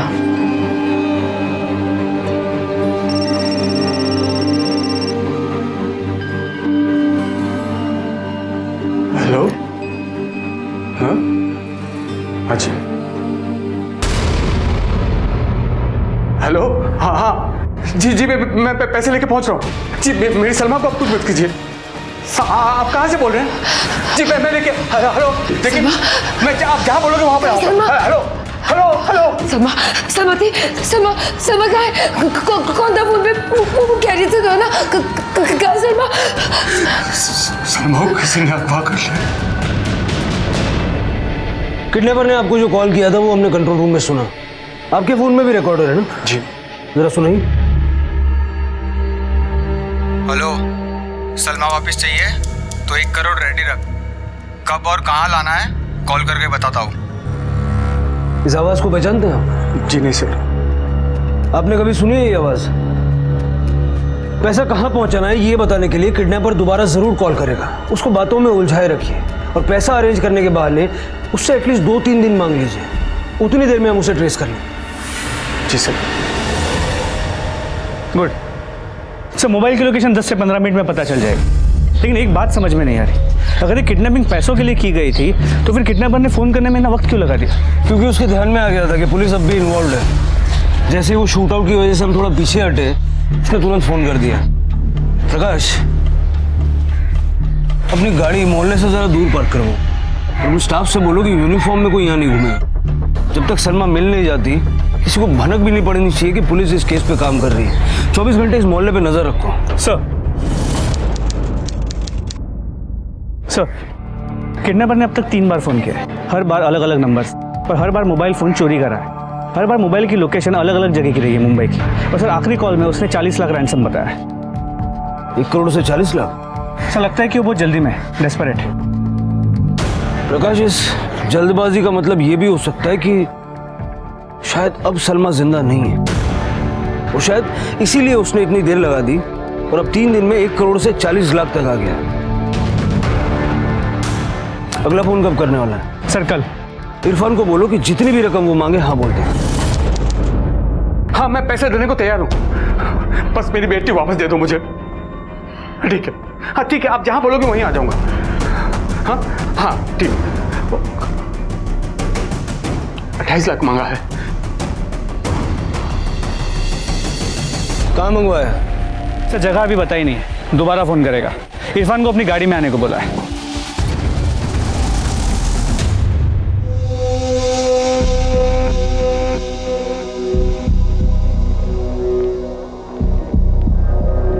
सलमा को अपने साथ ले आना। इरफान जी, हम आपको फॉलो करेंगे। आप किसी को शक मत होने देना कि हम आपके साथ हैं।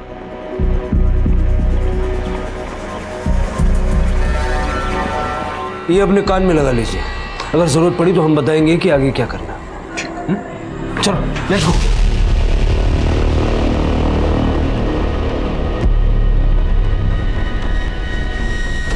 सलमा को अपने साथ लाना। अल्लाह हाफिज।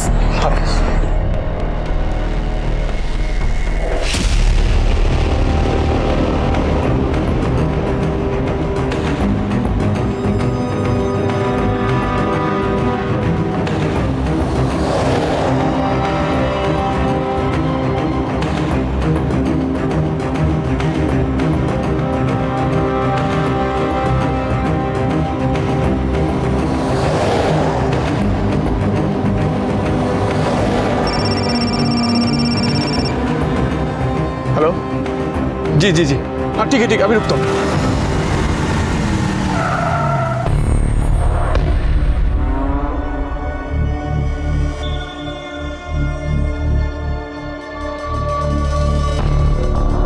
सर किडनैपर ने पूरी प्लानिंग की है, इरफान की गाड़ी भी यहीं छुड़वा दी। सबको मैसेज भेज दो कि रिक्शा को फॉलो करें। चल के तुम लोग रिक्शा को फॉलो करो जल्दी।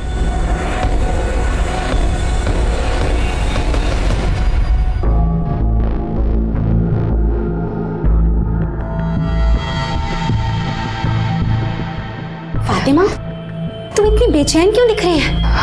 वो किसी से जाहिर मत करना, प्लीज किसी को भी कुछ मत बताना। मेरी सलमा का पता चल गया है। वो एक दरिंदा था जिसने उसे अगवा किया था, फिरौती मांगी थी। 2 दिनों से उससे पैसों की बात चल रही थी। वो पुलिस वालों ने हमें मना किया था, इसलिए हमने किसी को भी नहीं बताया। सलमा कब आएगी और भाईजान कहाँ हैं? वो सलमा को ही लाने गए, लेकिन फिक्र करने की कोई बात नहीं है। पुलिस वाले हैं उनके साथ, उन पे नजर रखने के लिए। भाईजान कब गए? यही कोई आधा घंटा हो गया। महेश, आज तो रविवार है, सुबह सुबह कहाँ जा रहे हो? काम से जा रहा हूँ, आने में देर हो जाएगी, खाना बाहर ही खा लूँगा। आज इतवार है, मैंने 2 भाजी बनाई है। महेश, महेश, अरे मैं वो गैस पे सब्जी भूल कर आ गई। मैं अभी आती हूँ, ये तुम खाना खाओ, मैं अभी आती हूँ। गायत्री,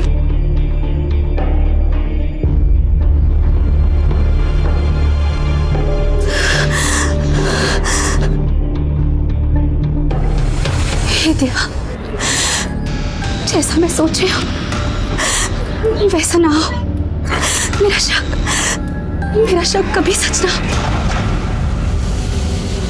हाँ रिक्शा रुको भाई, रिक्शा रुको, थामो थामो।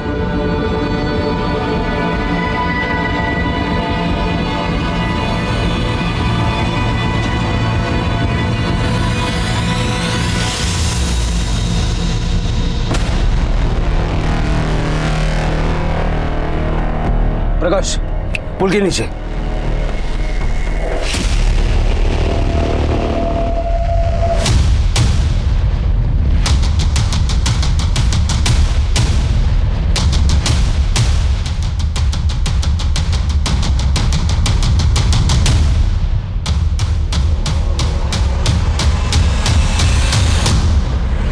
प्रकाश,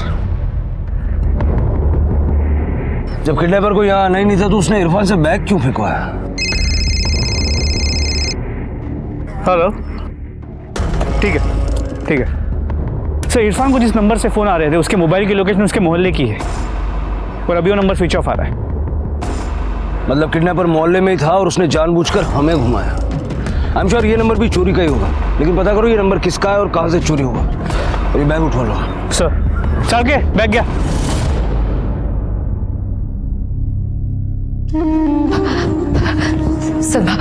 सलमा कहाँ है मेरी सलमा? सलमा कहाँ है? अब सलमा को नहीं लाए अपने साथ? सलमा वहां थी नहीं। जैसा जैसा किडनैपर ने कहा मैंने वैसा ही किया। बैग फेंका उधर सलमा के लिए। किडनैपर को फोन लगाया, उसका फोन स्विच ऑफ था। झूठ बोल रहे हैं आप, झूठ बोल रहे हैं। आपने वैसा किया ही नहीं जैसा उन लोगों ने करने के लिए कहा था। उन्हें जरूर इल्म हो गया होगा कि उस बैग में पैसे नहीं है। इरफान चंद पैसों के लिए आपने हमारी बच्ची की जिंदगी दांव पे लगा दी हमारे साथ। किडनैपर पैसे लेने आया ही नहीं। आप लोगों की वजह से नहीं आया। आप लोगों की वजह से मुझे मेरी बच्ची नहीं मिल रही है। आप लोगों ने जो कुछ भी किया ना ठीक नहीं किया। आप लोगों ने एक बार भी नहीं सोचा मेरी बच्ची के बारे में। अब देखना आप सब लोगों का बदला मेरी मासूम बच्ची के साथ निकालेगा। अगर मेरी बच्ची को कुछ भी हुआ ना मैं किसी को माफ नहीं करूंगी, किसी को नहीं।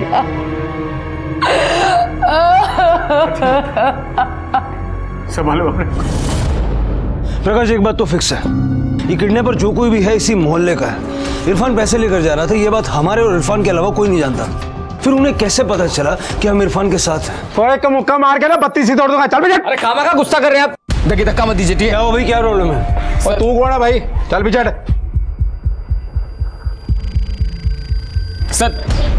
सर ये बहुत देर से हमें मार रहा है सर। झगड़ा किस बात का है? और 3-4 दिन से पानी में इतनी गंदी बदबू आ रही है। इनको बोलो तो ये कहते हैं हमारी तरफ से सब कुछ ठीक है। और यार सुबह से मेरी मम्मी को उल्टियां लगी है। और बताना क्या, दिखाता हूँ मैं आपको, रुकिए। वो देखो साहब जी, सुन लो। और बंदा तो क्या, डंगर भी नहीं पिएगा पानी। सर सबके यहाँ साफ पानी आ रहा है। ये बदबू कब से आ रही है? तो साहब जी 3-4 दिन से आ रही है और इनको बोलो तो सुनते ही नहीं है बात। टैंक चेक किया इनका? सर इनका ना अलग टैंक है, वो चेक करना हमारी ड्यूटी नहीं सर। देखो प्रकाश, इनका टैंक चेक करता है। आओ जी, ये देखो जी, ये टैंक है हमारा। प्रकाश आ रही है ना बदबू?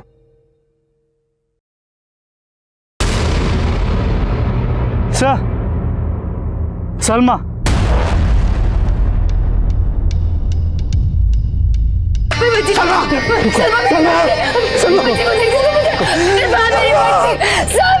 अरे आप इसे सलमा को देखने क्यों नहीं दे रहे? अब ये भी आप तय करेंगे माँ पर बच्ची को देख सकते कि नहीं? बच्ची की बॉडी 2-3 दिन तक पानी में थी, काफी फूल गई है और गल गई है। आप लोग देख नहीं पाएंगे, अपने आप को संभालिए।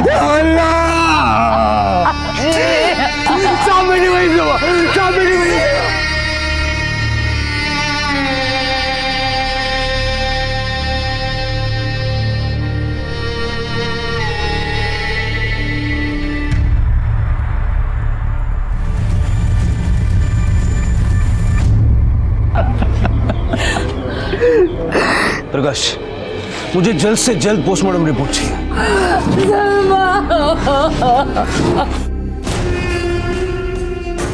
सलमा को हम जीते जी तो नहीं ढूंढ पाए, लेकिन उसका कातिल हमारे हाथों से बच के जाना नहीं चाहिए। सलमा को न्याय दिलाना हमारी जिम्मेदारी है और उसे हम निभा कर रहेंगे। प्रकाश, पता करो यहाँ आसपास में कोई घर खाली है? जब तक ये केस सॉल्व नहीं हो जाता यहाँ से हिलेंगे नहीं हम। सर, मेरा कमरा खाली है, अब मेरा घर यूज कर सकते। मैं एक टीचर है, अकेली रहती है। सलमा जब तक थी ना, तब तक नहीं लगा कि मैं अकेली है। हंसती खेलती कभी भी आ जाती थी घर पे। आज वो नहीं है, लेकिन उसको न्याय दिलाने के लिए मैं आपका हेल्प कर सकती है और ये मेरा फर्ज है।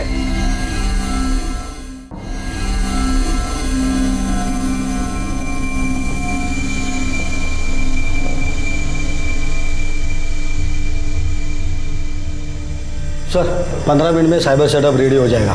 गुड सर, सलमा की पोस्टमार्टम रिपोर्ट के मुताबिक उसकी मौत क्लोरोफॉर्म के ओवरडोज से हुई है और उसकी मौत 19 मार्च, मतलब जिस दिन वो किडनैप हुई उसी दिन हुई थी, दोपहर 10 और 12 के बीच। प्रकाश, शायद ये भी हो सकता है कि बच्ची को पानी की टंकी में भी उसी दिन फेंक दिया गया हो।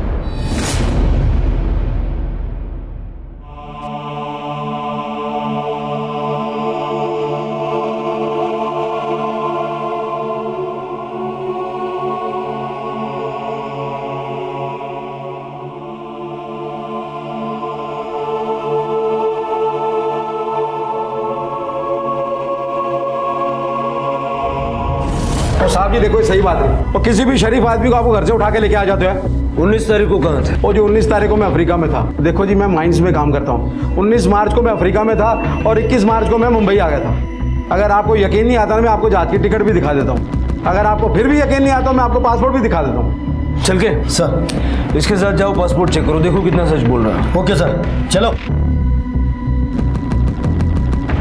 प्रकाश, अगर ये सच बोल रहा है तो इसका मतलब है कि मर्डरर को पता था कि बलजीत अपने घर में नहीं है और सलमा की बॉडी को वो आसानी से उस वाटर टैंक में ठिकाने लगा सकता है। जी सर। तो हो सकता है कि सर, मुझे सलमा के खून के बारे में कुछ बात करनी है आपसे।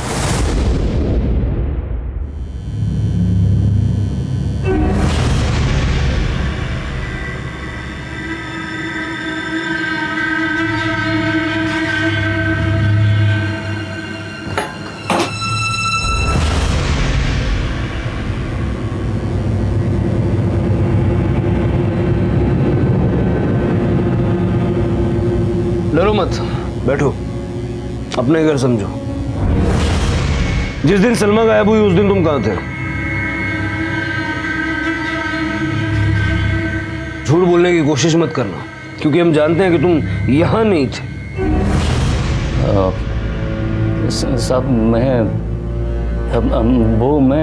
महेश, ये मैं बंद कर और आगे बढ़, वरना हम आगे बढ़ेंगे। बोल कहा था? साहब, मैं वो इरफान उस दिन मुझे मटन दिया था, उसके घर का बना। मेरा दारू पीने का प्लान था, तो मैं गायत्री के बाहर जाते ही दारू और मटन लेके यहीं पास में ही गया था। मेरा दारू पीना, मटन खाना इसको पसंद नहीं है ना, तो मैं चुपचाप जाके पी लिया था दारू। साहब, उस दिन नशा थोड़ा ज़्यादा ही हो गया था और उसी नशे की हालत में तुमने सलमा को उठा लिया? नहीं सर, मैं यहाँ घर आके सो गया था सर। मतलब वो क्या हो रहा है साहब? आप लोग महेश भाई को क्यों परेशान कर रहे हैं? परेशान नहीं कर रहे हैं, पूछताछ कर रहे हैं, क्योंकि हमें शक है। लेकिन सर, हमें महेश भाव पे कोई शक नहीं है। ये मेरा बचपन का दोस्त है सर। हिंदू मुसलमान एकता की मिसाल देते हैं पूरा मोहल्ला हमारी दोस्ती को। अच्छी बात है, लेकिन आप दोनों से रिक्वेस्ट है कि हमें हमारा काम करने दीजिए। ऐसा कैसे चलेगा? आप मेरे सामने मेरे दोस्त की बेइज्जती कर रहे हैं। अरे, इनके खिलाफ कोई सबूत है आपके पास? देखिए, सबूत तो नहीं है, लेकिन जैसा मैंने कहा कि हमें शक है। साहब, हमने आपसे कहा ना, हमें महेश भाई पर पूरा भरोसा है। वो ऐसा कुछ कर ही नहीं सकते। सर, जैसे सलमा हमारी बेटी थी, वो इनकी भी बेटी थी। प्लीज उन्हें ऐसे परेशान मत कीजिए आप।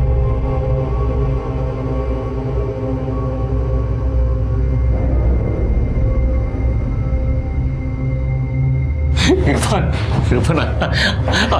ऐसे पता यार मैंने कुछ नहीं किया। मालूम यार कौन जाके उनको बोला कि मैं ऐसा गलत आदमी है, मैं ऐसा है क्या? मैं बोली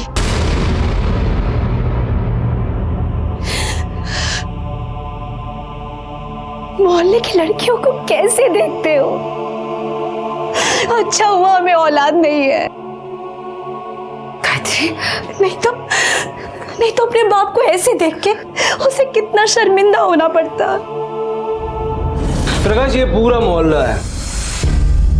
एक सीसीटीवी यहाँ है, एक सीसीटीवी यहाँ है जिसका फुटेज हमारे पास है। इरफान बच्ची को लेके अपने घर से निकला जो इस कैमरे में हमें दिखाई दिया। अब इरफान बच्ची को लेके अपने घर से शोभा के घर जाने के लिए निकला। यहाँ उसने बच्ची को अकेला छोड़ दिया। यहाँ से बच्ची खुद ब खुद शोभा के घर जाने के लिए निकली, जो कि हमें इस कैमरे में नजर आया। थोड़ी देर बाद सलमा शोभा के घर से अपने घर वापस जाने के लिए निकली, लेकिन यहाँ पहुंची ही नहीं। सलमा की लाश हमें यहाँ मिली, बलजीत के घर। अब इस एरिया में बलजीत और महेश के घर के अलावा करीब 50 घर हैं और हमारे पास किडनैपर का हुलिया भी नहीं। उसे ढूंढेंगे कैसे? उसकी आवाज़, हमारे पास किडनैपर की आवाज़। इस एरिया में जितने भी लोग रहते हैं हम उनकी आवाज़ किडनैपर की आवाज़ से मैच करके देख सकते हैं। Good idea. इस स्पेस में जितने भी घर हैं सबको फेक कॉल्स करवाओ और उनकी आवाज़ रिकॉर्ड करो। 50 घरों से 178 से भी ज्यादा आदमियों की आवाज रिकॉर्ड की गई और उन सब आवाजों को अपहरणकर्ता की आवाज से मिलाकर देखा गया। सर, जितनी हो सके इंफॉर्मेशन कलेक्ट करने की कोशिश कर रहे हैं। सर, उस एरिया में रहने वाले सभी लोगों की आवाज रिकॉर्ड हो गई है। गुड, साउंड एक्सपर्ट को बुलाओ। इनमें से कुल 6 लोगों की आवाज अपहरणकर्ता की आवाज से तकरीबन मिलती जुलती थी, पर सवाल अब भी बना हुआ था कि इन 6 में से वो कौन है जिसने सलमा को अगवा किया था। सर, अब पता कैसे चलेगा कि इन 6 में से सलमा का किडनैप और मर्डर किया किसने? रानी, सबकी मोबाइल लोकेशन निकालो और जरा चेक करो कि जब सलमा का किडनैप हुआ और जब जब रैंसम के लिए कॉल्स आए, इनमें से कौन कौन कहां था।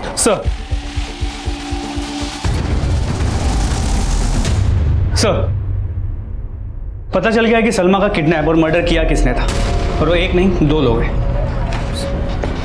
सर, ये वो नंबर है जो हर उस जगह पे मौजूद था जहां से फोन चोरी किए गए थे रैंसम कॉल्स करने के लिए, और ये नंबर हर उस जगह पे मौजूद था जहां से रैंसम कॉल्स किए गए थे।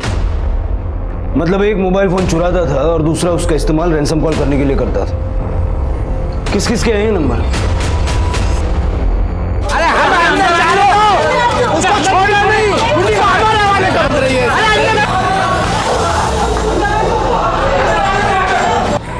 इसमें उन मोबाइल के लोकेशंस हैं जो तुमने रैंसम कॉल करने के लिए चुराए थे, और इसमें तुम्हारे मोबाइल के लोकेशंस भी हैं, और दोनों मैच करते हैं। और दोनों लोकेशन से जो सीसीटीवी फुटेज हमें मिला है उसमें भी तुम दोनों साफ साफ नजर आते हो। अब मुझे साफ साफ ये बताओ, सलमा के साथ ऐसा क्यों किया? बोलो। पैसे के लिए। पापा से हमेशा पैसे मांगता था और वो हमेशा मना कर देते थे। हर रोज दोस्तों के बीच मेरी बेइज्जती होती थी। मुझे पता था इरफान अंकल बहुत अमीर है। वो 6 महीने में एक नई गाड़ी खरीद लेते थे। मैंने सोच लिया था सलमा को किडनैप कर लूंगा, चॉकलेट देने के बहाने, ताकि कोई देख ना ले। मैं सिर्फ उसे बेहोश करना चाहता था। मैं बहुत डर गया था, मुझे कुछ समझ में नहीं आ रहा था मैं क्या करूं। फिर मैंने सौरभ को बुलाया। तुझे मैंने इधर मेरी मदद के लिए बुलाया, डराने के लिए नहीं। ओ पागल समझा क्या मुझको? मैं इस लफड़े में नहीं पड़ना चाहता। और अगर मैं तुझे बहुत सारे पैसे दूं तो? वो भी लाखों में? लाखों में? मुझे पता था बलजीत अंकल इंडिया में नहीं है और उनके घर में सिर्फ उनकी बूढ़ी माँ ही रहती थी। उसी रात हमने सलमा की बॉडी बलजीत अंकल के टेरेस पे ले जाकर के वाटर टैंक में डाल दी। पैसों के लिए इतने दिनों बाद फोन क्यों किया? सर, मैं तो फोन भी नहीं करने वाला था, लेकिन सौरभ पैसे मांग रहा था मेरे पास। मैं कहाँ से देता। और सर आप लोग भी चले गए थे तो मैंने सोचा किसी को पता ही नहीं है कि सलमा मर चुकी है तो पैसे मांग सकते हैं। तो जब इरफान वहां पैसे लेके पहुंचा तो पैसे लेने क्यों नहीं आया? सर मैं आने वाला था लेकिन मैंने देखा आप लोग इरफान अंकल के पीछे गए थे इसीलिए नहीं आया।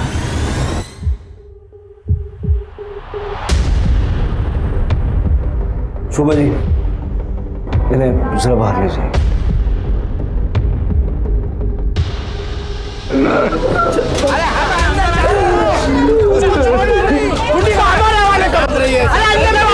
बच्ची के साथ रेप भी किया था।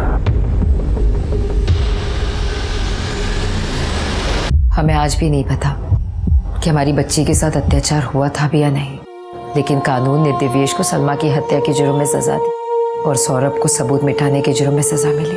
न्याय तो हुआ मेरी बेटी के साथ, लेकिन पूरी तरह से नहीं, क्योंकि दिव्येश और सौरभ नाबालिग थे और 9 महीनों में ही जेल से बाहर आ गए थे। वो दोनों आज तो इस मोहल्ले में नहीं रहते, लेकिन डर आज भी इस मोहल्ले का हिस्सा है जो मेरी सलमा के साथ हुआ। मैं नहीं चाहती कि देश की किसी भी सलमा के साथ हो, इसलिए आप लोग होशियार रहे। हम बस इतना ही चाहते हैं कि देश इंसानियत की मिसाल बने और हमारे देश की हर सलमा सुरक्षित रहे। क्राइम पेट्रोल के ऐसे ही मजेदार एपिसोड्स देखने के लिए हमारे चैनल को सब्सक्राइब करें